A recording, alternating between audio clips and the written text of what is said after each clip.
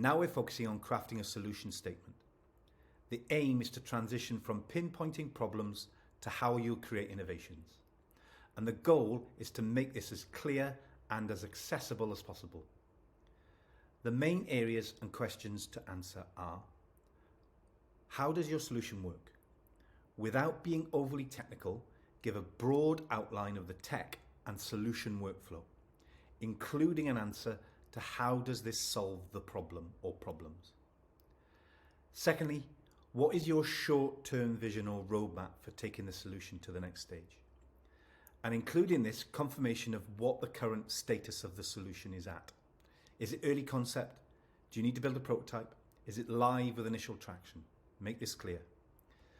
Also consider the development process, the technologies required, and any notable project timeline information. Lay out some achievable goals for the next 12 months. Is it to create that proof of concept? Is it to bring a concept to market or extend a client base from an existing established product of some kind? Then, after mapping out your immediate future, it's time to gaze a little further into the long-term vision. Think about where you want your tech solution to be in several years. How will it adapt and evolve?